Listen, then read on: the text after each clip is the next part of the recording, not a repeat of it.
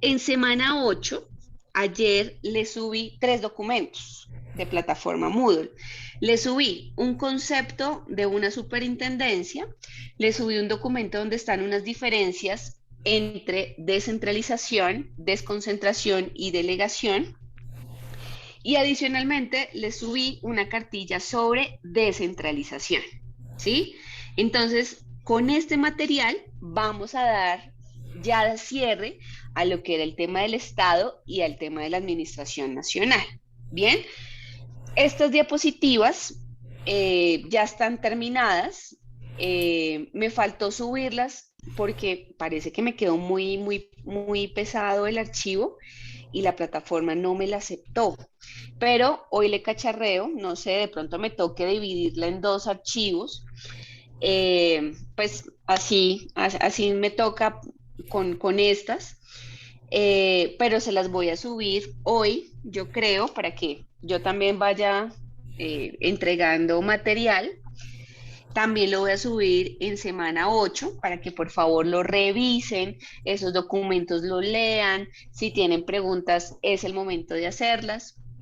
Recuerden que cualquier lectura puede entrar, eh, puede entrar en examen. ¿Sí?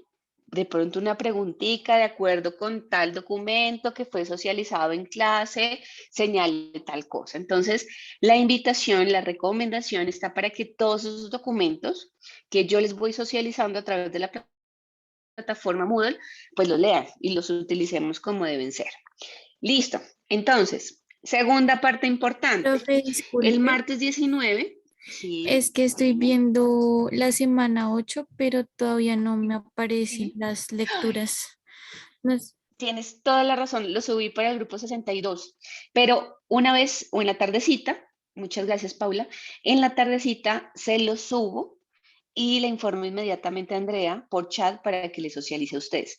De todas maneras, esta tarde ya queda subido todo el material para ustedes, ¿vale? Muchas gracias Paula, Listo, muchas profe, gracias por la gracias. observación. Otra parte importante, el martes 19, recordemos, tenemos examen.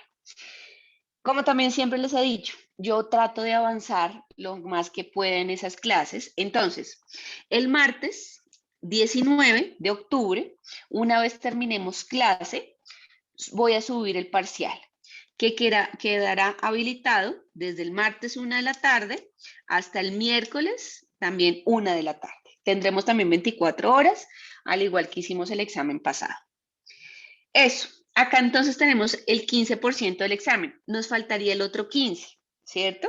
El otro 15% es el esquema de la estructura que estamos haciendo, que desde principio de corte les dije, bueno, vamos a hacer esto, ¿cierto? Necesito que empecemos a trabajarle desde ya, no dejemos todo para lo último. Eh, No dejemos todo para lo último, vamos trabajándole al esquema diariamente, ojalá. No obstante, yo me he comprometido con ustedes de darles 2 horitas de nuestra clase para que ustedes destinen el trabajo y pues ojalá ya culminación de este esquema que quedaría para el viernes, viernes 8 de octubre. Viernes 8 de octubre. Entonces, el viernes 8 de octubre, que nosotros tenemos clase a las 7 de la mañana, ¿verdad? Ustedes también les dije que lo pueden realizar parejas o hasta máximo 3 personas, ¿verdad? Entonces, reúnanse, organícense y ojalá, ¿cuál es mi objetivo? Que ustedes se vayan ya con la tarea terminada a descanso el 8 de octubre y tengan su semana de receso, pues por mi parte. O sea, yo no les quiero dejar lecturas, no les quiero dejar nada. Si ustedes tienen el tiempo, lo quieren hacer, bienvenido sea, ¿sí? Pero yo ya quiero que ustedes se vayan a descansar el viernes 8 con la tarea hecha. Entonces, ¿qué va a pasar? Les voy a dar esas 2 horas el viernes 8 de octubre de 7 a 9 de la mañana para que ustedes se reúnan, lo terminen y demás. La entrega de ese esquema va a ser a través de plataforma Moodle. Yo no tengo inconveniente de hacerlo, de cerrar, faltando 2 días para finalizar corte, ¿sí?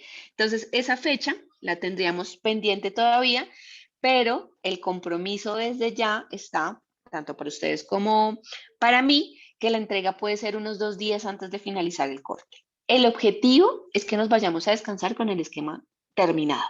Ese es el objetivo, ¿sí? Pero tendrán tiempo de entregarlo a través de plataforma Moodle hasta el, eh, hasta 2 días antes de finalizar corte. Entonces, estas son nuestras fechas. De pronto para que las anotemos, por favor.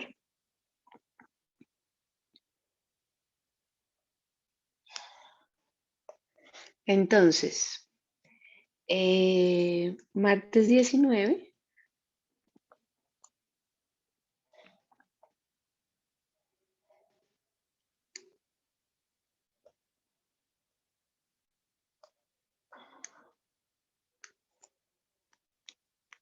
Martes 19 de 11 a 1 el examen.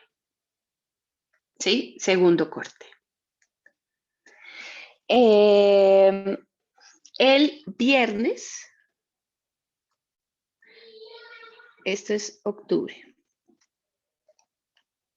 El viernes 8 de octubre, de 7 a 9 de la mañana, pongámosle trabajo asincrónico. Estructura de la administración. ¿Sí? Este para entrega, entonces, 2 días antes, cierre del corte. Ojo, cierre del corte. ¿Sí? ¿Qué más tenemos? Examen, segundo. Eso. Preguntas de eso. Recuerden que a mí me gusta planear con anticipación para agendarnos, para que todos y todas tengamos el tiempo de entregas y demás. Profe, es decir, que queda para después de semana de receso el esquema. Sí. Ah, Queda listo, sí, señora. para entrega después de la semana de receso, pero sé que son días que ustedes tienen estudiar para exámenes, entregas de demás trabajos y demás. Lo dejo hasta esa fecha por lo que pueda pasar, ¿sí? Yo, por ejemplo, podría cerrarlo el mismo 8 de octubre, pero quiero darles unos días de más de pronto por lo que pueda suceder, pero el objetivo es que el 8 ya lo tengamos listo, ¿cierto? Ese es el objetivo, para que ustedes se vayan a descansar tranquilitos y tranquilitas, pues por mi materia. Eso. ¿Qué más preguntas? Ya vamos a ir terminando este tema de la estructura. Creo que nos ha ido bien con el tema de, de las figuras, descentralización, desconcentración, delegación. Esto es base para también, fíjense lo de la estructura. Lo iremos viendo también con la función pública, luego hablaremos de los recursos de la administración y de las actuaciones de la administración. Nos quedan unos temas muy interesantes. Me gustaría obviamente abarcarlos con una profundidad pues mayor. Me encantaría quedarme con ustedes por ahí unos 2 años más como especialización o maestría, pero lo cierto es que por ejemplo, lo que es función pública, ustedes van a tener una materia que se llama procesal laboral. Ahí van a ver, digamos, un poquito más a fondo lo de esa relación que les comentaba entre el Estado y sus trabajadores. Lo que yo les voy a brindar en esta materia son esas nociones generales, ¿sí? Entonces, normatividad, en qué consiste, su concepto base, clasificaciones, eso es lo que vamos a ver. Entonces, pues me gustaría verlo con más detenimiento, por ejemplo, el tema de la estructura con más detenimiento, pero pues en el sílabus tampoco se encuentra previsto ni en el tiempo, ¿no? Entonces, pues por eso nos toca abordarlo de esa manera.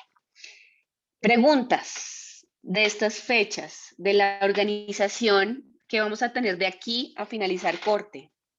De todas maneras, recuerden que las tareas de revisión de, por ejemplo, de noticias, de revisión de pronto de tareitas que vamos viendo con el tema, sí son diarias, ¿no? Son de clase a clase por lo general, para esos puntos adicionales. Digamos que esas son tareas constantes, actividades constantes que tenemos en la materia. ¿Mm? ¿Claro?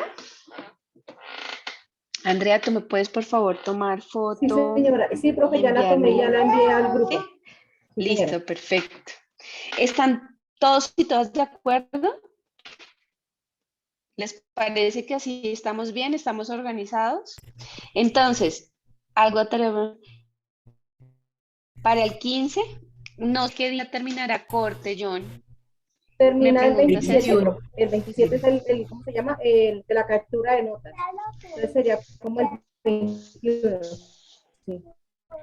El 21. Es que una cosa es fecha de cierre de corte y otro es de captura de notas. 21. ¿Sí? Por el Sí, 21, señora. el 21. Si el 21 finaliza, lo podemos dejar para el 15. Sí, me parece perfecto, que es el otro día que tendríamos clase. Perfecto, me parece. Que me parece que es un tiempo más que prudencial. Recuerden que iniciando corte y adicionalmente vamos a dar 2 horitas. Entonces, sí, John, me parece que para el 15 queda perfecto. Entonces, voy a borrar por acá. Voy a borrar por acá. Entonces, 15 de octubre. O sea, el 15 de octubre ya sabríamos cómo nos va. Habremos estado muy juiciosos y juiciosas en este corte. ¿Bien? ¿Así les parece? ¿Estamos todos de acuerdo? ¿Unanimidad? ¿Todos y todas? Sí, señora. El 8 lo pulimos y el 15 lo entregamos. ¿Sí? Sí, señora. Sí, ¿Sí? profe, Perfecto. también por Ok. mi parte está bien. Bueno, me alegra mucho. Entonces, muchas gracias. Entonces, ahora sí, continuemos con nuestros temas que hemos venido trabajando. Recuérdenme, por favor, en qué partecita quedamos exactamente.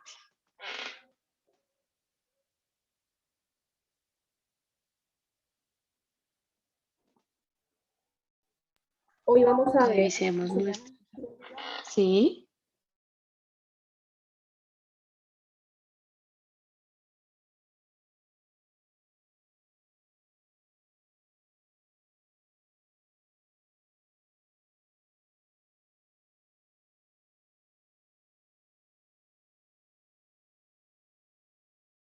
De comisiones. Miren. Entonces, ¿qué hice? Yo en las diapositivas anteriores tenía consejos y comisiones más adelante, ¿sí? Pero quise seguir la estructura jerárquica que doctrinariamente encuentra el sector central. Entonces, digamos que las reformulé. Entonces, tenemos en esa rama ejecutiva el sector central, ubicado o donde encontramos Presidencia de la República como organismo principal, que ya analizamos, Vicepresidencia de la República, que también ya analizamos, y entraría, en tercer lugar, los consejos y las comisiones y demás organismos consultivos o coordinadores. Entonces, estos consejos y comisiones son estos que, digamos, tienen una organización y van a servir para toda la administración o para parte de ella, ¿sí? Su carácter puede ser permanente,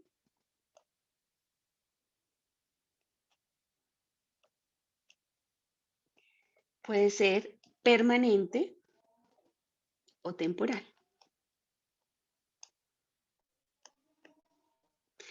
Todo depende para lo que fue creado, ¿sí? Para lo que fue creado. Entonces, estos consejos superiores de la administración y demás organismos consultivos o coordinadores para toda la administración o parte de ella pueden tener carácter permanente o temporal y van a tener la representación de varias entidades u organismos, ¿sí? Y si fuera el caso, también puede participar, por ejemplo, el sector privado, lo que la ley determine, para lo cual, digamos que en cada caso se indicará el ministerio o departamento al cual estarán adscritos. Entonces, por ejemplo, acá tenemos el Consejo de Ministros, previsto en el artículo 47 de la Ley 489. La norma señala que estará integrado por todos los ministros del despacho y es convocado por el presidente por citación expresa. También podrán asistir los directores de departamentos administrativos y demás funcionarios o hasta particulares que considere pertinente el presidente en ese momento, dependiendo de la razón por la cual se está citando, ¿no? Entonces, si son temas de salud, ministro de salud, no sé, otros organismos destinados a la prestación de servicios de salud, ¿sí? Entonces, sus normas orgánicas están contenidas en la Ley 63 y el Decreto 823 del 2012 y corresponde entonces al presidente de la República fijar esas funciones especiales y las reglas necesarias para su funcionamiento. En relación entonces con este Consejo de Ministros. Tenemos adicional otros consejos de carácter especial, que estos también serán presididos por el presidente de la República. Y de pronto lo hemos escuchado del COMPES, es el Consejo Superior de Política Económica y Social. Entonces, de acuerdo con ese COMPES, muchas contrataciones y temas contractuales van a estar, digamos, orientados en virtud de ese COMPES. La Comisión Asesora de Relaciones Exteriores, el Consejo de Seguridad y Defensa Nacional, que hoy, por ejemplo, ¿dónde se está llevando a cabo? Díganme ustedes. ¿Dónde se está llevando a cabo en este momento el Consejo Superior de Seguridad y Defensa Nacional?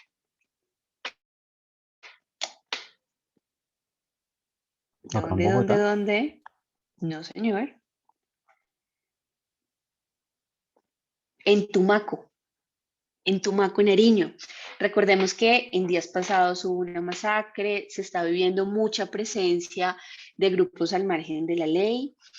Tumaco históricamente ha sido una zona roja porque hay mucho cultivo de coca. Lo que es Nariño ha sido zona roja, zona de conflicto, y últimamente, digamos que se ha habido incrementado la violencia, existe presencia de grupos, existe todavía mucho cultivo ilícito. Hace 2 días en una discoteca llegó un cabecilla de un grupo al margen y empezó a disparar a diestra y siniestra. Entonces también hubo una masacre. Entonces hoy el ministro Diego Molano, ministro de Defensa, se encuentra desde Tumaco liderando este Consejo de Seguridad. Yo que les recomiendo, sigan, no sé, Instagram, no sé, sigan a los diferentes directores, ministros. Eso va a servir mucho para nuestras tareas. Diego Molano, entonces ustedes van a ver, por ejemplo, que está él dirigiendo, está presencia de policía, militares, sí, militares. Miren, Tumaco para la reunión de seguridad con mandos regionales, está en Tumaco, Nariño. Entonces, un ejemplo de ese Consejo de Seguridad, Consejo Nacional de Policía y Seguridad Ciudadana, que es otro, Consejo Superior de Comercio Exterior, entonces consejos con carácter especial.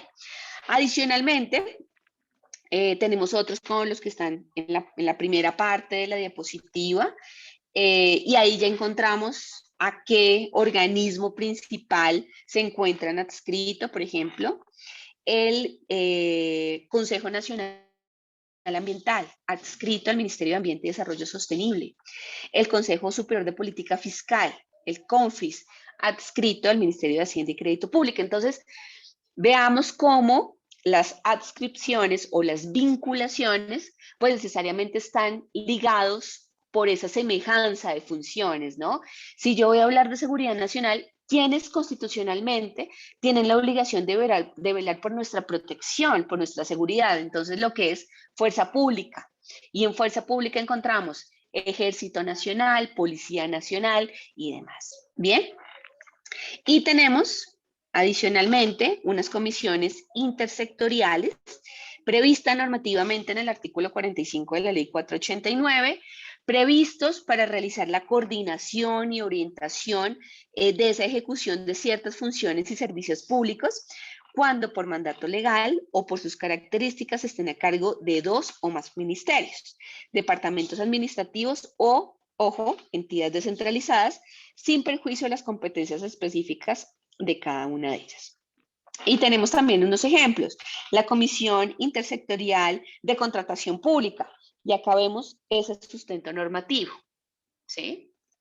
Entonces, parte importante de ese sector central, esos consejos superiores de la administración y demás organismos consultivos o coordinadores. Bien, si van teniendo preguntas, por favor recuerden que tienen toda la libertad de activar micrófonos. Bien, pasamos a la siguiente. Alcanzamos a analizar lo que eran los ministerios, ¿verdad? Organismos también principales. Otros organismos principales de ese sector central son los departamentos administrativos. También los alcanzamos a analizar. ¿Alcanzamos a analizar superintendencias?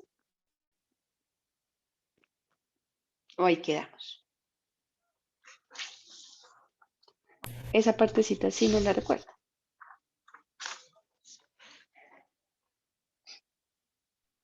Sí, profe, sí alcanzamos a verla.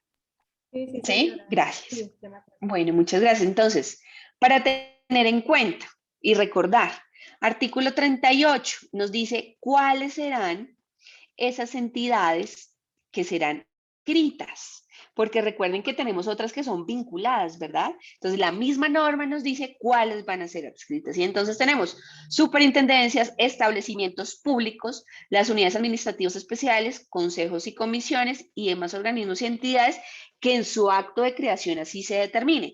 Y es que recuerden que yo les he traído un ejemplo que de pronto espero no se les olvide. Cuando se concibe un ser humano, digamos que genéticamente ya se van diciendo esas características físicas que va a tener, ¿verdad? Entonces, que va a tener los ojos del papá, el cabello de la mamá, bueno, sí, qué sé yo.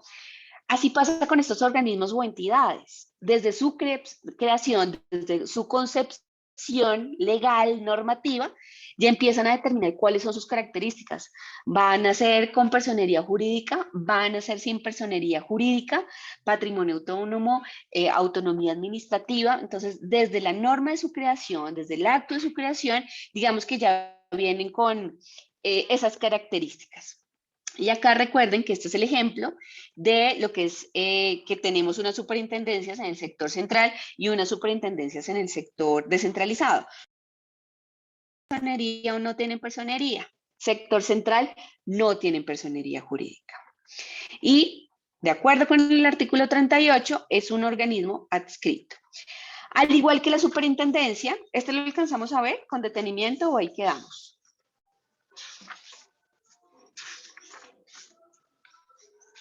Revisen.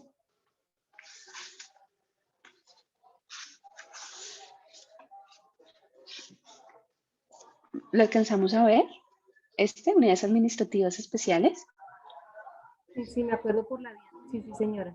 ¿Sí? Ok, muchas gracias. Entonces, al igual que esas superintendencias, entonces, una diferencia importante, pero las vamos a ver en conjunto, las estamos viendo en sector central, unas es que tienen personería y otras no. Bien. Unidades administrativas previstas también en nuestra ley 489, del artículo 67 al 82, y acá tienen una palabra clave, y es que ellas fueron creadas para ejecutar.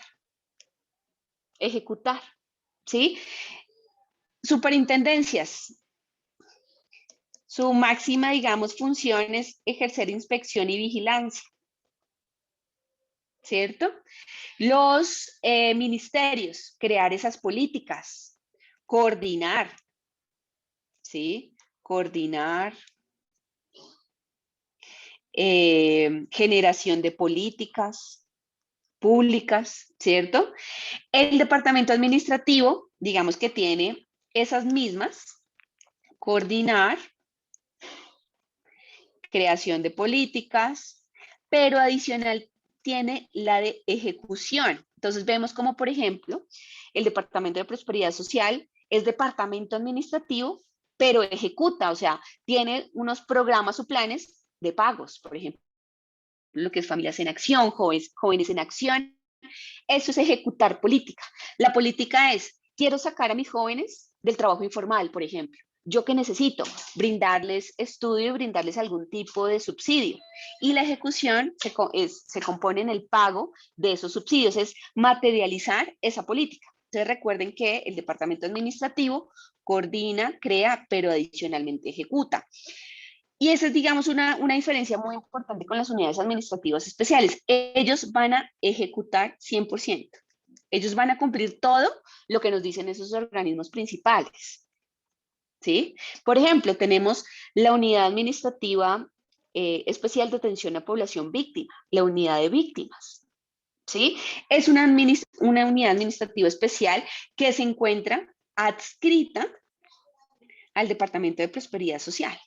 ¿Sí? Entonces vemos cómo ese sector de inclusión social lo lidera ese departamento administrativo y adicionalmente va a tener unas entidades adscritas que, como veremos hasta el momento, está la unidad administrativa para la atención a víctimas.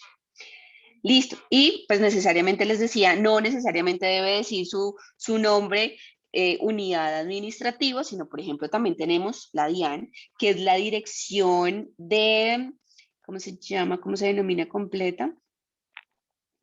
La Dirección de Impuestos y Aduanas Nacionales, ¿sí? No necesariamente tiene que tener, digamos, ese nombre, pero si nos vamos a la norma de creación, va a decir la DIAN, la Dirección de Impuestos, es una unidad administrativa especial con estas y estas características. Bien.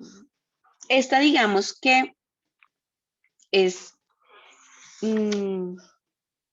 donde más unidades tenemos, donde más entidades tenemos, es amplio la enumeración que podemos tener y todo esto tiene una razón de ser. Entonces, vamos a explicar rápidamente ese contexto. Entonces, de los artículos 67 y 82 de la ley 489, puede deducirse que las entidades o que las unidades administrativas especiales son organismos creados por la ley, con autonomía administrativa y financiera, pues que la norma misma les señala, que cumplen funciones administrativas para desarrollar o ejecutar programas propios de un ministerio o de un departamento administrativo, como en el caso, por ejemplo, de las superintendencias. Entonces, quienes tengan personería estarán ubicadas en el sector descentralizado y quienes no en el sector central. Frente a esta clase de entidades, es importante señalar que con fundamento en la idea de mayor flexibilización de la organización administrativa, que se empezó a manejar a partir de la reforma administrativa del 91, se puede evidenciar una utilización indiscriminada de esta figura, digámoslo de alguna manera, de forma de comodín, ¿no? Dentro de la cual, digamos que se encasillaron entidades con diversos fines y formas de organización, en lo que puede calificarse como una generalización innecesaria y también exagerada de esta figura que fue creada con la idea de poder ser utilizada para programas realmente especiales y destinadas a tareas pues muy específicas dentro del Estado. Esta utilización indiscriminada de la figura de las unidades administrativas especiales se ha aprovechado para responder a la intención de otorgar un régimen por ser una de las que obviamente identifican esta figura, dando lugar a un desorden en la organización como en el funcionamiento de la administración pública. Por eso les decía, existe una amplia variedad de unidades administrativas especiales, larguísima que de pronto no se da con otros organismos, y pues acá en la diapositiva solo trato de señalar algunos. Bien, eso entonces en relación con las unidades administrativas especiales, recuerden, organismos adscritos en virtud de este artículo 38 de la ley 489. Ahora, ahí finalizamos lo que es ese primer sector, el sector central. Ahora pasemos al sector descentralizado por servicios, que este también es muy interesante. Y frente a este vamos a analizar este primero. Recuerden que la norma que hemos estado revisando, ese artículo 38, señala que dentro de ese sector descentralizado, el único adscrito va a ser el establecimiento público. Bien, esa digamos que es la organización que advierte la misma norma, ¿sí? Entonces, va a ser un organismo adscrito de ese sector descentralizado por servicios. Entonces,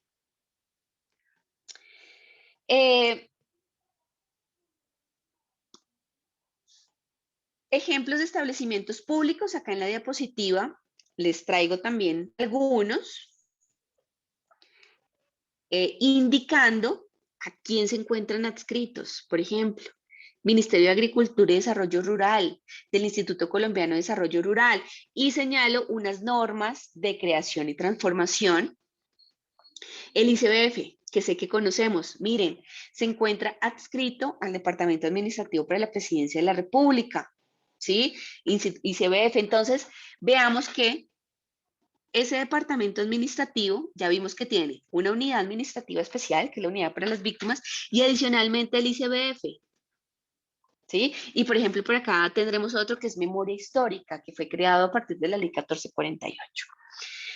Bien, entonces, algunos ejemplos de establecimientos públicos con su respectivo superior jerárquico, a quien se encuentran adscritos, y las normas de creación o modificación o reestructuración. Bien, entonces, unos ejemplos. Ahora, ¿cuál es la noción de establecimiento público? Y es que el artículo 70 de la ley 489 nos da ese concepto y lo denomina como los organismos encargados principalmente de atender funciones administrativas y de prestar servicios públicos conforme a las reglas del derecho público, que reúnen las siguientes características: personería, autonomía administrativa y financiera y patrimonio independiente constituido con bienes o fondos comunes, el producto de impuestos, rentas contractuales, ingresos propios, tasas o contribuciones de destinación especial en los casos autorizados por la Constitución y en las disposiciones legalmente pertinentes. Bien, entonces, ya tenemos ese concepto de establecimiento público. Ahora, esta figura, digamos, ha tenido una evolución interesante. Y al igual que nuestro derecho administrativo, que nació ¿dónde? ¿De dónde nace nuestro derecho administrativo? En Francia. En Francia, muy bien, Concepción. Fíjense que nuestros establecimientos públicos también nacen en Francia y tienen una evolución, digamos, parecida a lo que fue el derecho administrativo. Entonces, la noción de establecimiento público se originó en Francia. Tras algunas incertidumbres sobre este concepto, a finales del siglo XIX, se llegó a una noción clara, según la cual se denominaban establecimientos públicos todas las personas de origen estatal distintas de la nación. los departamentos y los municipios, es decir, distintas de las entidades territoriales. Además, de acuerdo con las teorías de esa época, recuerden siglo XIX, esas entidades se caracterizaban porque ejercían una función especializada, pero propia del Estado, es decir, lo que entonces se conocía como servicios públicos, que giraban alrededor de la noción del interés general. Pero digamos que la proliferación de los servicios y las actividades del Estado que condujeron a lo que se denomina la crisis de la noción de servicio público, trajo como consecuencia paralela la crisis de la noción de establecimiento público, ¿sí? Entonces, aparecieron entidades creadas por el Estado, ya no para prestar servicios públicos en el sentido clásico, sino para ejercer unas actividades similares a la de los particulares, explotadas con ánimo de lucro. Entonces fueron los denominados servicios públicos, industriales y comerciales lo que se creó en ese momento. Ante esta situación, la noción de establecimiento público, pues ya no era clara, porque no siempre se refería a la misma clase de entidad. Fue así, entonces, como la jurisprudencia y la doctrina francesa decidieron, pues, dividir la noción para hablar, por un lado, de establecimientos públicos administrativos y por otro, de establecimientos públicos industriales y comerciales. Los primeros, los establecimientos públicos administrativos, para identificar las entidades creadas por el Estado con el fin de realizar de manera autónoma unas funciones que eran propias del Estado, ¿sí? Y sometidos en consecuencia, al mismo régimen jurídico del Estado, es decir, al derecho administrativo. Los segundos, los que son los establecimientos públicos, industriales y comerciales, para identificar otras entidades también creadas por el Estado, pero ojo, no para prestar servicios públicos tradicionales, sino para ejercer algunas funciones que hasta entonces eran propias de los particulares y sometidas fundamentalmente al derecho privado. Esta dualidad de la noción de establecimiento público tomó forma a partir de la Segunda Guerra Mundial y conserva, digamos que, su estructura actualmente en Francia. Ahora, en Colombia, entonces digamos que eso nació en Francia, luego se adoptó en nuestro derecho colombiano y digamos que acá también se presentó esa confusión alrededor de la noción de establecimiento público, ¿sí?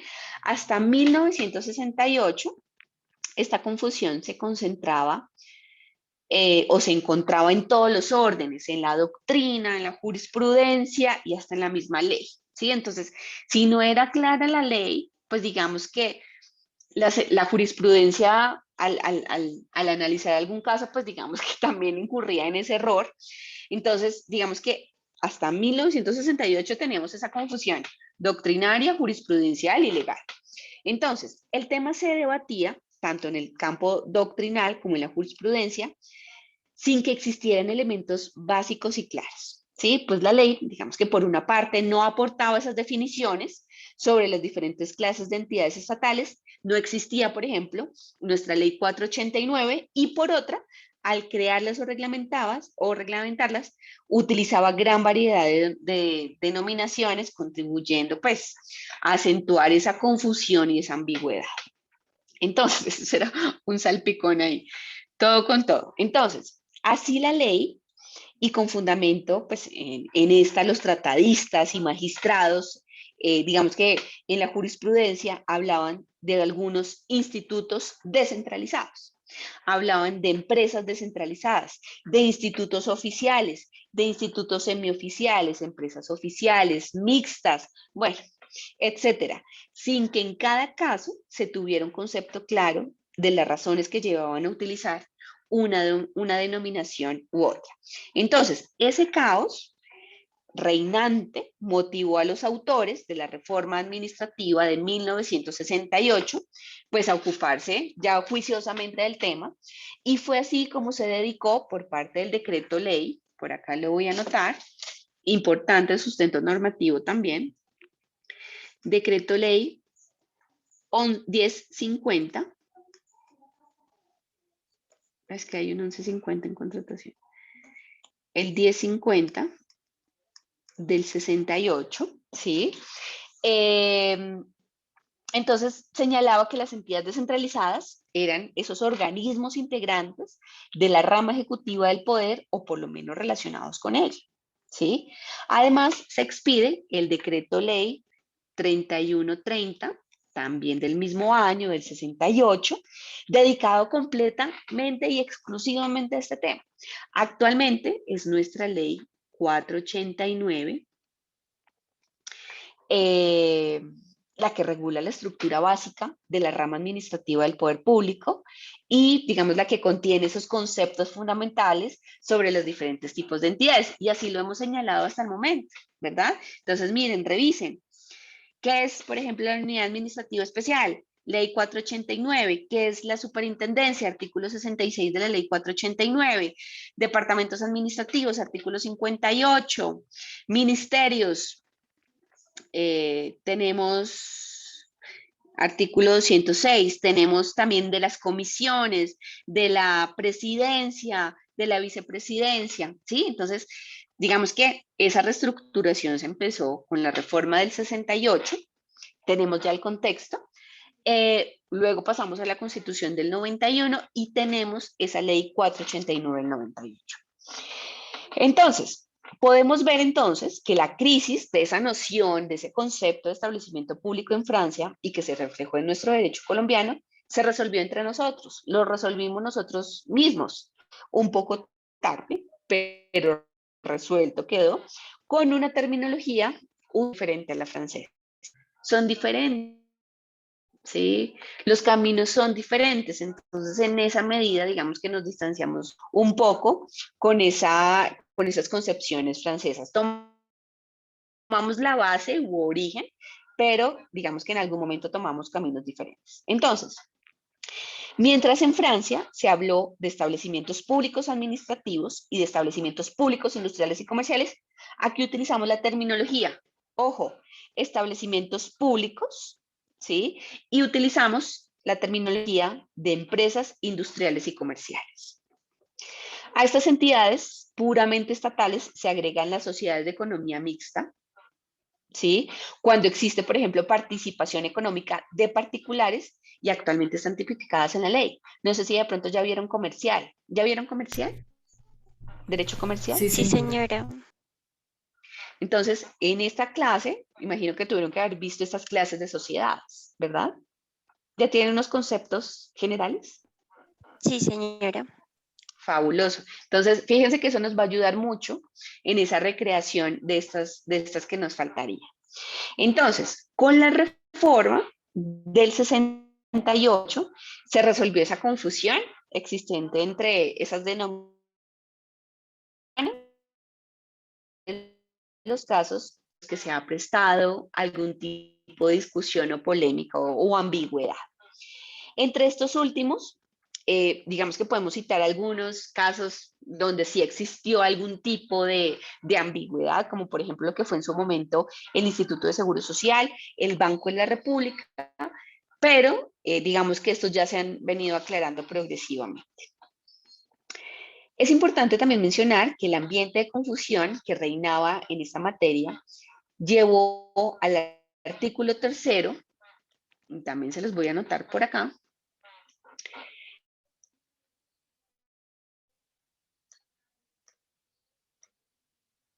del decreto reglamentario 1848 del 69, hablar de establecimientos públicos, industriales y comerciales, categoría, repito, propia del derecho francés, pero inexistente en Colombia, como ya había sido expuesto. Y esto llevó a que posteriormente nuestro Consejo de Estado decretara la nulidad de esta disposición.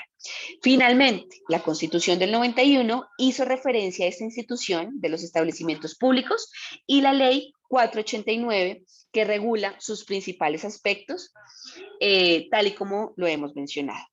Vimos entonces su definición y vamos a analizar estas partecitas importantes que digamos va a ser la estructura de análisis para lo que nos sirve en la materia. Entonces vamos a ver esto.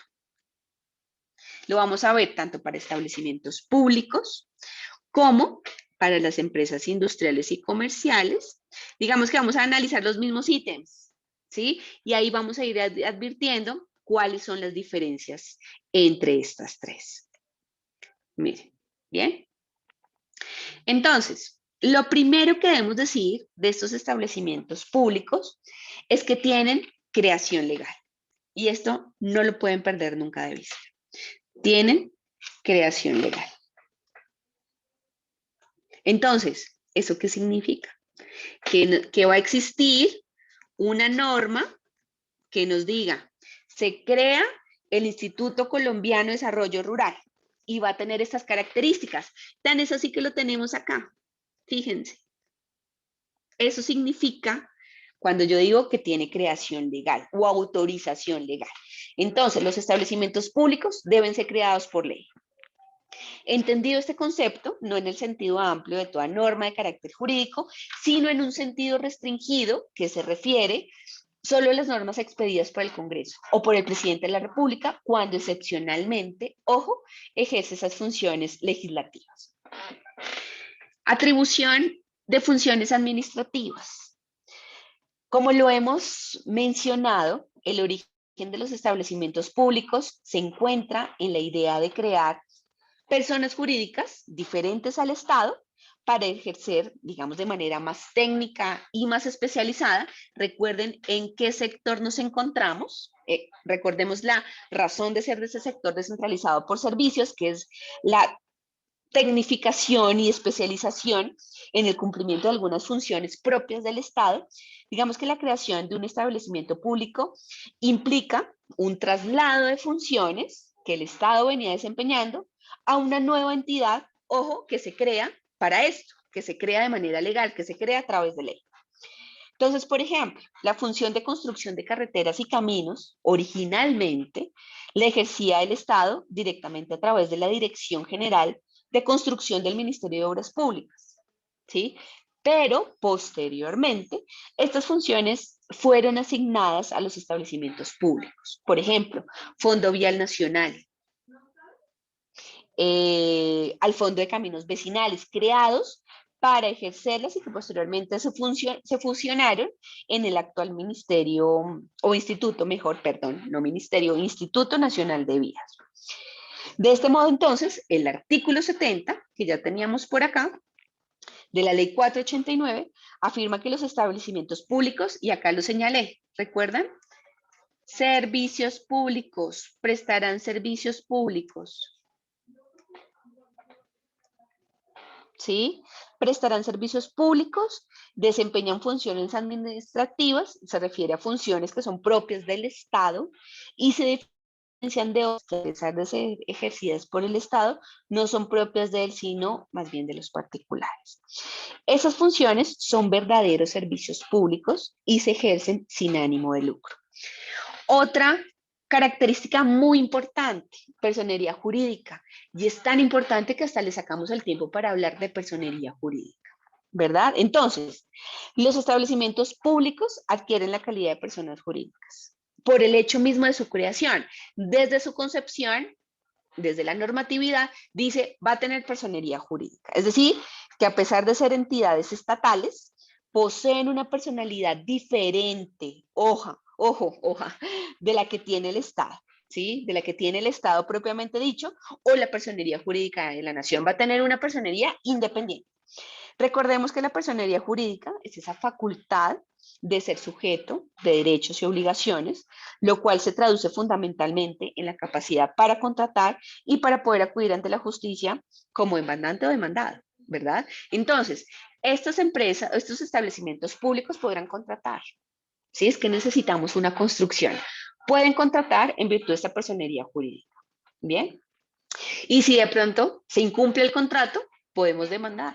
Es que ya dimos un anticipo, necesito demandar para recuperar ese dinero. El representante legal, ojo, acá tenemos representantes legales. Esa personería jurídica, pues como les decía, cuando hablábamos de personería jurídica, en algún momento esa persona natural desaparece, ¿sí? Y digamos que acá va a tener responsabilidad o existe un, ¿cómo se llama? Un doliente, que es el representante legal. Ese representante legal de esa persona jurídica, que es el establecimiento público, es el respectivo gerente o director o presidente. Entonces acá en ese establecimiento público vamos a tener o gerente o director o presidente, tal cual lo haya designado la norma, ¿sí? Entonces veíamos ministro, director o directora de departamento administrativo, superintendente, o acá vamos a tener director de la unidad administrativa especial, y acá podemos tener, de acuerdo como nos haya fijado la norma, gerente, director o presidente, que va a ser el representante legal de ese establecimiento. Va a tener autonomía administrativa. Fíjense que de esto ya hemos hablado y digamos que tenemos los conceptos generales, ¿no? Y ya vamos entendiendo que hace alusión que tenga autonomía administrativa. Entonces, recordemos que es esa facultad que tiene la entidad de manejarse por sí misma.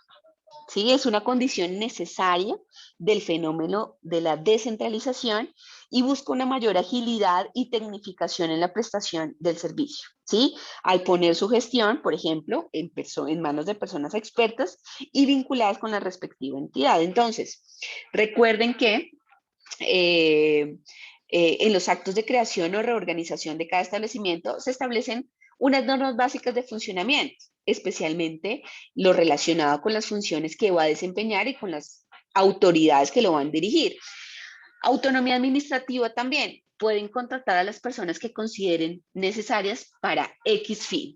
¿Sí? Digamos que tienen esa autonomía de organizarse frente al tema, por ejemplo, de planta de personal y demás. Por ejemplo, conceder vacaciones. ¿Sí? Ellos mismos, internamente, van a poder conceder esas vacaciones a sus trabajadores. Bien, acá tenemos una excepción, entonces recordemos, regla general, digamos que esa, pero también tenemos unas excepciones frente a esa autonomía. Solo están dadas, por ejemplo, el nombramiento y remoción del gerente, director o presidente, y recuerden que esa competencia solo la tiene el presidente de la República, según lo previsto en el artículo 13 del artículo 189, ¿verdad? Bien. Patrimonio público y autonomía financiera. Esto, digamos que lo que nos dice es que cada establecimiento tiene su patrimonio y su propio presupuesto como persona jurídica que es, ¿verdad? Diferente al Estado y que los puede manejar directamente. Nosotros tenemos este objetivo y necesitamos X recursos. ¿Los tenemos? Sí, manejémoslos de esta manera. Entonces, esto no quiere decir que el presupuesto sea completamente extraño al presupuesto nacional. No, pues de una parte el presupuesto de los establecimientos es aprobado, por ejemplo, por el Congreso de la República, como parte del presupuesto nacional, y por otra, porque algunas partidas de ese presupuesto de los establecimientos públicos provienen de la nación. Entonces, es así como todos los dineros de los establecimientos públicos, ojo, tienen la connotación de dinero público o la calidad de dineros públicos. Entonces, podemos decir que el patrimonio de los establecimientos proviene de las siguientes fuentes. Primero, de los aportes regulares u ordinarios de la nación que figuran con el nombre de transferencias en el presupuesto del Ministerio de Departamento Administrativo. 2, de los aportes extraordinarios de la nación. 3, del producto de impuestos y rentas contractuales. 4, de las tasas que la entidad cobra, por ejemplo, por los servicios que presta. 5, del producto de compraventas, donaciones, legados. Recuerden que son personas jurídicas y también pueden hacer cualquier tipo de operación contractual. ¿Sí? Entonces, con fundamento en estas fuentes de ingresos, el establecimiento público va a preparar su proyecto global de presupuesto anual de rentas y gastos en coordinación con el ministro o director del departamento administrativo tutela. También recuerden que van a tener unos controles y les voy a traer la imagen de las imágenes de la última diapositiva de controles. ¿La recuerdan? Donde está el presidente, está el ministro de Hacienda, está el contralor, está el Congreso y está la rama judicial. ¿La recuerdan? La última diapositiva. que, digamos, son los controles que señala la Corte Suprema de Justicia vía jurisprudencial. Entonces, ellos también van a tener estos controles. Por ejemplo, van a tener el control político por parte del Congreso, entonces van a poder llamar o al gerente o al director o al presidente del establecimiento, venga, ¿usted qué está haciendo acá? Yo necesito que usted me presente un informe y lo citamos acá y lo queremos escuchar. Control político. Tenemos el control de presupuesto, el control, usted cómo está manejando su presupuesto del patrimonio público que yo les estoy dando, y eso lo hace el ministro o el Ministerio de Defensa, ¿verdad? Tenemos también un control del Departamento Nacional de Planeación. Bueno, usted se trazó estos resultados, estos proyectos, dígame cómo va. Le voy a hacer seguimiento a esos proyectos de inversión pública, ¿sí? Y adicional, la Contraloría puede ejercer también un control fiscal. Un segundo. Perdón.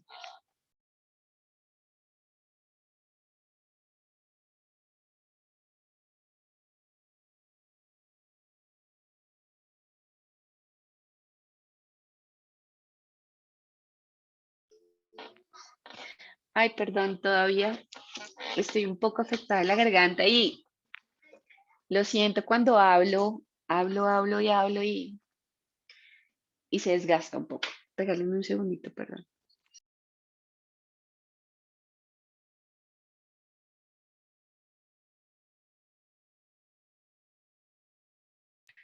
Listo. Entonces, retomemos. Entonces, íbamos en esos controles, ¿no? En los controles que explicábamos en la última diapositiva. Entonces, vemos cómo cada una de esas personalidades pueden ejercer control también sobre los establecimientos públicos. Ahora, de la organización de esos establecimientos. Entonces, de manera semejante, como lo vimos para los ministerios y los departamentos administrativos, la ley 489 no establece un modelo de organización detallada para los establecimientos y solo se refiere expresamente a sus órganos de dirección: gerente, director, presidente, consejo directivo, ¿sí? Entonces, la dirección, de conformidad con el artículo 72 de nuestra ley 489, la dirección de estos establecimientos está a cargo de una junta o consejo directivo y de un gerente, director o presidente. Bien. Y acá tenemos un ejemplo de un consejo directivo. También recuerden que cuando hablábamos de los controles, yo les decía, siempre va a existir un control del poder central, y tan es así del presidente de la República, y por eso era la primera imagen en esa diapositiva, que pueden existir representantes propios del presidente de la República. Y les dije en ese momento cómo iremos viendo. Pues llegamos, ¿sí? Fíjense, esta es la constitución del consejo directivo. Y tenemos, en virtud del artículo, este es un ejemplo de la ESAP. Recuerden que fue una entidad que se creó para un fin especial, que era la capacitación de funcionarios. En su momento también lo mencionamos. Entonces, tenemos presidente, el director del Departamento Administrativo de Función Pública o su delegado, otros funcionarios en los que puede estar el ministro de Educación o delegado, el director de Empleo Público del Departamento de Función Pública, un alcalde en representación de la Federación Colombiana de Municipios, un gobernador en representación de la Confederación de Gobernadores y un profesor de la SAP. Adicionalmente vamos a tener un representante, ojo, personal del presidente de la República. Y es que ese presidente, esa máxima autoridad del poder central, digamos, va a tener una participación importante y va a existir ese control del poder central. Tan es así que existe un representante personal del presidente de la República, ¿sí? Adicionalmente, vamos a tener un estudiante y pues obviamente el gerente, el director o el presidente del establecimiento público y un secretario. Digamos que esa va a ser la organización de esa máxima también junta o consejo directivo. Bien, yo creo que en términos generales, esa es la explicación de establecimientos públicos. Recuerden que ustedes pueden ahondar un poquito más frente a este tema para el cuadro. Recuerden que el cuadro debe tener 2 ejemplos, ¿no? Mínimo, Dos ejemplos. ¿Sí? Bueno. Empresas industriales y comerciales. Entonces, acá ya pasamos de adscritos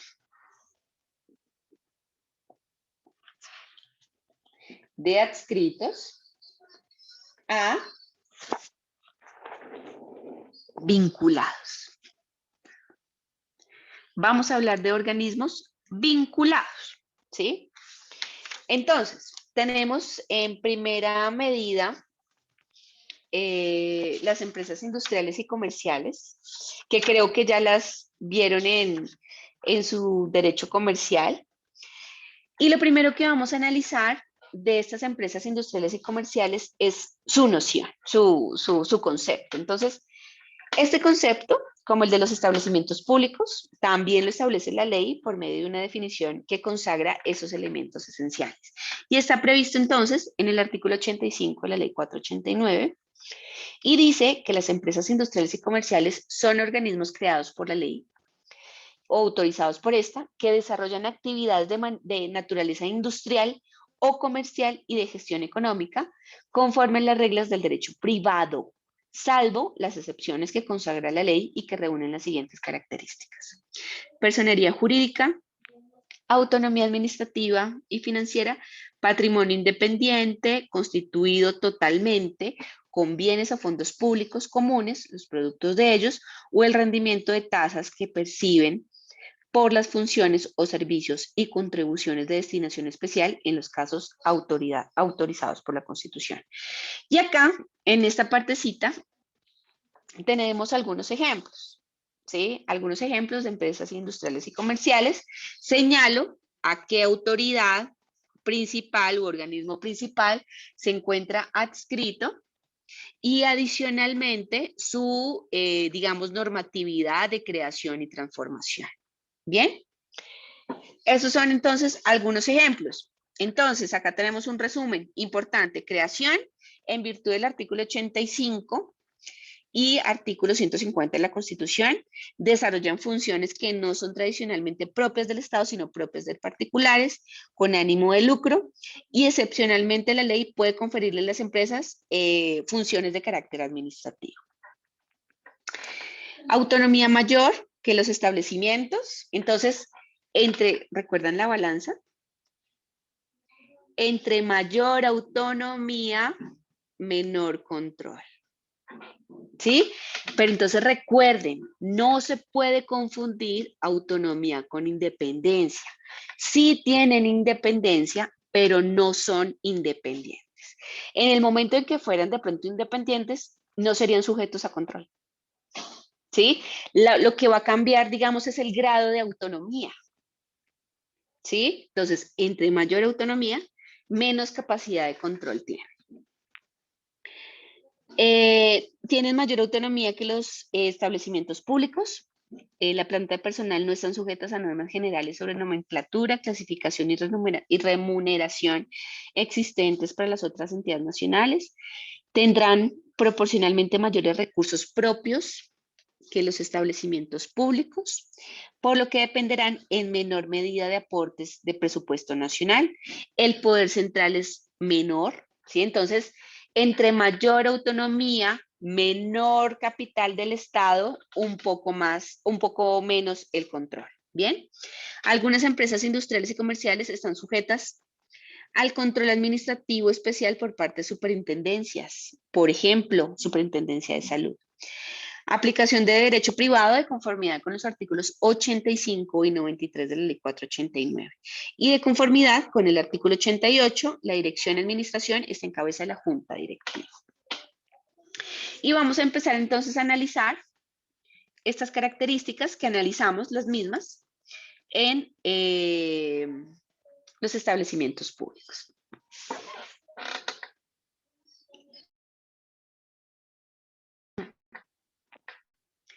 Por favor, si tenemos preguntas, activen micrófonos. Entonces, lo primero que hay que decir de estas atribución de funciones industriales y comerciales.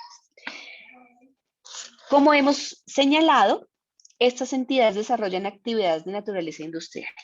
¿verdad? O comercial y de gestión económica.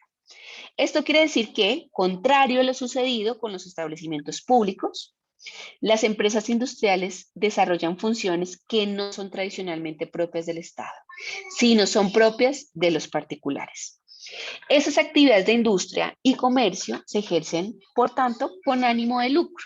Entonces, fíjense una diferencia clave entre estas dos. ¿Sí? Entonces, sin embargo, este ánimo de lucro, un segundito, por favor.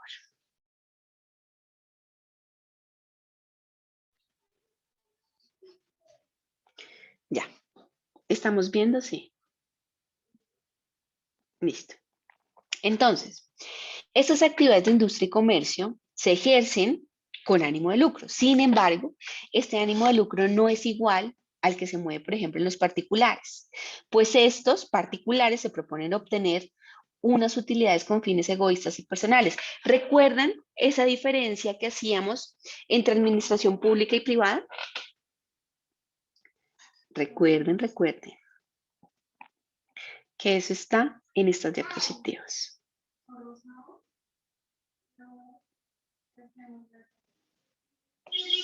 Miren, tenemos similitudes, perdón. No me quiere dar esta garganta. Entonces tenemos diferencias entre administración pública y privada. Y hablábamos en ese momento que la administración pública, digamos, solo quiere esas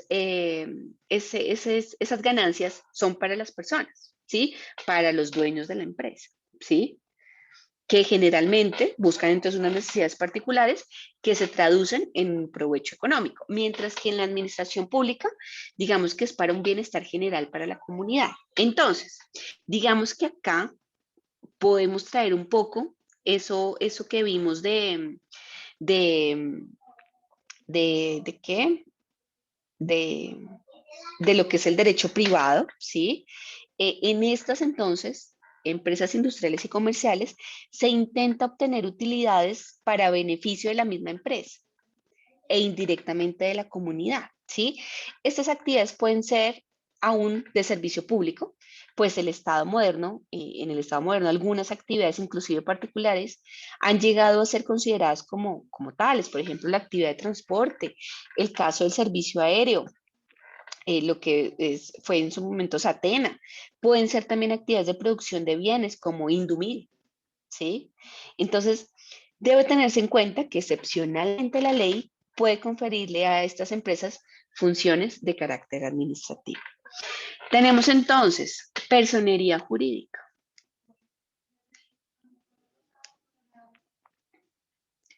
Tenemos personería jurídica. Ya sabemos en qué consiste, ¿sí? Entonces, estas entidades descentralizadas poseen este atributo, por lo tanto, pueden repetirse ese análisis que hacíamos de persona jurídica, entonces tiene derechos, obligaciones, puede representarse legal, judicial y extrajudicialmente, ¿verdad? Tienen autonomía administrativa. Sí, ya sabemos que es esa facultad que tiene la entidad para manejarse por sí misma, pero digamos que en este caso debe observarse que esa autonomía es mayor. Sí, miren, acá lo señalamos. La autonomía es mayor. Y entonces, en términos generales, para estas empresas industriales y comerciales del Estado, digamos que tienen mayor rango de movilidad. Ellas también pueden establecer su propia planta de personal, pero a diferencia de los establecimientos, estas plantas de personal no están sujetas a las normas generales sobre nomenclatura, clasificación y renumeración existentes para otras entidades nacionales. Bien. Entonces, la misma empresa tiene la facultad para designar, remover y manejar sus propios empleados, salvo excepción, el gerente, director o presidente, que saben que es un cargo de libre nombramiento y remoción que designa quién, para ver si estamos atentos, atentas. ¿Quién designa? En virtud. Ya te lanzaste, Concepción. ¿Quién los designa? No, es que no me acuerdo muy bien. Sí, yo sé que ustedes lo saben. En virtud del artículo 189 de la El presidente. Constitución, Presidente. el presidente. Sí, señora, el presidente. Entonces, tienen esa autonomía de organizarse, excepto la designación que es del director o del gerente o del presidente, que ese sí lo designa específicamente el presidente de la República. Eh, También, digamos que tienen la posibilidad de terminar esos trámites internos, ¿verdad? Eh, entonces, en este caso, estas empresas tendrán proporcionalmente mayores recursos propios que los establecimientos públicos, por lo que dependerán en menor medida de los aportes del presupuesto nacional. Bien, eso entonces en relación con ese capital público y privado. Capital público y privado y autonomía financiera. Entonces, tienen también esa autonomía, reitero, previsto también como una característica importante de la ley 489, pero digamos que tienen mayor cantidad de recursos propios, ¿sí? Entonces, en esa medida, dependen, en menor medida, de ese aporte del presupuesto nacional, que es, digamos, esta balancita que he querido hacerles. Entonces, entre mayor autonomía, mayor presupuesto propio, menos presupuesto nacional. Y el último, que ya somos unos duros y duras en este tema, el control del poder central. Como entidades descentralizadas que son, entonces estas empresas industriales y comerciales del Estado también están sujetas a control de tutela. Recuerdan, control de tutela para el sector descentralizado, control jerárquico para esas autoridades centralizadas y también digamos que están sujetas a ese control de tutela por el poder central. Sin embargo, este control es menos fuerte que aquel al que están sometidos, por ejemplo, los establecimientos públicos, ¿sí? Y ya hemos visto unas diferencias entre uno y otro. Es la razón de ser en la diferencia del control. Entonces, ya hemos visto, por ejemplo, que en materia laboral y presupuestal gozan de mayor autonomía. Pues de una parte, sus plantas de personal no están sujetas a esas normas generales sobre nomenclatura, clasificación y remuneración, y de otra, digamos que el manejo de su capital tampoco está sometido a mayores controles. Entonces, sobre todo las entidades descentralizadas ejercen control político por el Congreso y un control jurisdiccional sobre esa legalidad de sus actos, ¿sí? Y digamos que finalmente algunas empresas industriales y comerciales están sujetas al control administrativo especial por parte, que ya le habíamos mencionado, de las superintendencias, por ejemplo, la Superintendencia de Salud, Industria y Comercio, según todo, de acuerdo con la clase de funciones y la actividad que ellos desarrollan. ¿Bien? Ok. ¿Y será que alcanzamos o no alcanzamos en estos 15 minuticos? Sociedades de economía mixta. Tenemos otras que también voy a dar unas generalidades porque sé que ustedes ya tienen el concepto de su derecho comercial. Entonces, conceptualmente, su definición se encuentra previsto en el artículo 97 de nuestra ley 489, definida como esos organismos autorizados por la ley, constituidos bajo la forma de sociedades comerciales con aportes estatales y de capital privado, que desarrollan actividades de naturaleza industrial o comercial conforme a las reglas del derecho privado, salvo las excepciones que consagra la ley. Y adicionalmente, el artículo 461 del Código de Comercio, digamos también, las define. Tenemos unos ejemplos acá, en esta partecita, algunos ejemplos. De pronto ya habrán escuchado algunos, ¿sí? Y también se encuentra o señalo la autoridad a la cual se encuentran vinculada. Algunos ejemplos. Listo. Y analicemos, de pronto este resumen que les dejé acá. Tienen una creación contractual, ¿sí? Entonces, tienen una autorización legal y creación contractual. ¿Y esto qué quiere decir? Que como las otras entidades descentralizadas, las sociedades de economía mixta también pueden ser autorizadas por la ley, también. Pero la autorización legal no basta. Por eso acá les pongo un más, ¿sí? Entonces, eh, en este caso, debemos tener la celebración de un contrato de sociedad entre el Estado u otras entidades y los particulares que van a participar en esta nueva entidad. Y este contrato de sociedad se va a regir por las normas del Código de Comercio y requiere, por consiguiente, la solemnidad de escritura pública y el registro de esta en la Cámara de Comercio del domicilio en la sede principal. Eso en relación con su creación. Y ahora analicemos estas características que hemos venido analizando de las dos anteriores. Y entonces, tenemos una atribución de funciones industriales y comerciales, ¿sí? En este aspecto, las sociedades de economía mixta se asemejan a las empresas industriales y comerciales, pero aquí se trata de una sociedad, es decir, con participación de varios socios, ¿sí? Entonces, si hablamos de sociedad, necesariamente debe existir diferentes personas particulares en calidad de socios, debe existir un ánimo de lucro que se asemeja más a las sociedades completamente particulares, pues digamos que habrá un reparto de utilidades o pérdidas, situación que no se presenta en la figura anterior, en las empresas industriales y comerciales, ya que en estas existe un único dueño que es el Estado, en las anteriores. Igualmente, digamos que debe tenerse en cuenta que según la definición legal que hemos revisado, las sociedades también pueden adscribirles la ley algunas funciones de carácter administrativo, ojo, de manera excepcional. Tenemos también entonces personería jurídica. Los mismos comentarios de las anteriores. Entonces, estas entidades descentralizadas tienen su propia personería jurídica y como sociedades, prevista también en el artículo 98 del Código de Comercio,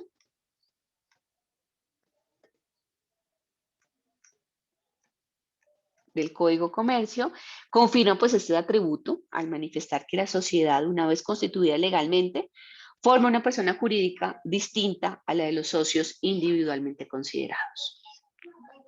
Autonomía administrativa. Autonomía administrativa. Entonces, en las sociedades de economía mixta se presenta una mayor autonomía respecto del poder central que en las empresas industriales y comerciales del Estado. Esta autonomía se presenta o presenta varios grados según el poder económico que tengan los particulares o el Estado dentro de esa sociedad. Entonces, podemos decir que a menor participación económica del Estado, pues va a existir una mayor autonomía de la sociedad y viceversa. ¿Sí? Entonces, vemos esa balanza de nuevo, tal particular.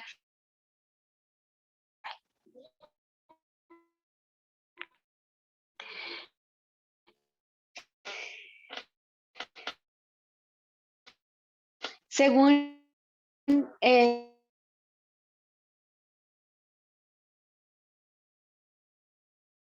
constituyen con aportes estatales y particular.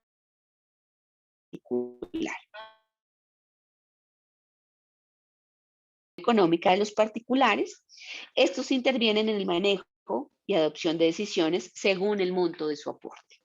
Es decir, que ya no es el Estado quien decide por sí solo, sino que tiene que utilizar un acuerdo de voluntades entre sus socios. Bien, y acá integra de los aportes de ese capital. Control del poder central. Aunque de estos organismos descentralizados gozan de mayor autonomía, ojo, de todas maneras están sujetas a cierto control por parte del poder central. No son independientes, son vinculadas. Entonces, es así como en la ley 39, pues establece algunas normas sobre el control 98 de la ley 489, que establece que en el acto de constitución de toda sociedad de economía mixta se deberán señalar los controles y condiciones para la participación del Estado, de acuerdo con la disposición que autorice su creación. Bien, eso entonces, terminamos del control del poder central. Corrí un poquito, corre un poquito, pero quería terminar el tema. Estaría en sus manos de pronto ahondar en alguna medida, alguna parte importante, lo que es estructura. En esa estructura entonces señalen normatividad, señalen ejemplos, quiero ver imágenes. Y acá en la última diapositiva es de estas otras entidades de régimen o carácter especial. Por ejemplo, tenemos unas de origen constitucional y unas de origen legal. De origen constitucional, que ya las habíamos mencionado cuando revisamos el tema de persona jurídica. ¿Recuerdan que hablamos del Banco de la República? Y en eso tenemos, por ejemplo, el Banco de la República, algunos entes universitarios autónomos, lo que es la Comisión Nacional del Servicio Civil, y existen otras de carácter o regímenes de origen legal, ¿sí? Como por ejemplo el ICETEX, el ICFES, que también habíamos mencionado cuando analizamos todo el tema de personería jurídica. Esto también quiero que las señalemos en el tema que estamos manejando, en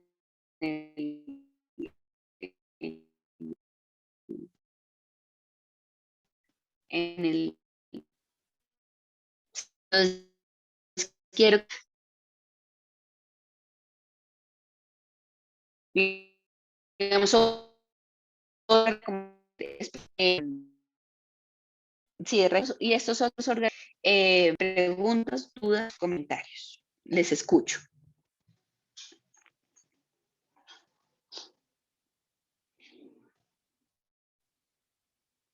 ¿No? Quedamos estupefactos con esa corredera de la profesora el día de hoy. No, con lo extensa que es la administración del Estado, profesora. ¿Usted había escuchado Sí, alguna vez algún político o alguien que dijo que el Estado colombiano era un Estado paquidérmico? definitivamente. No quiero ser No, pero irreverente, pero es que eso es demasiada administración sí, para un país que no es tan grande. Entonces, administrar Brasil, por ejemplo, ¿cómo será? sí, sí, sí. Y fíjate que yo sí considero que estamos organizados pues de una manera como ajustada. Podría ser mejor, pero creo que las necesidades son complejas, los recursos también son complejas. Entonces creo que nos falta, pero creo que es una buena estructura. Pero con tanto control y sin embargo se da tanta corrupción. Claro, es que la corrupción está en los mismos controles. Quienes deben ejercer el control también están permeados.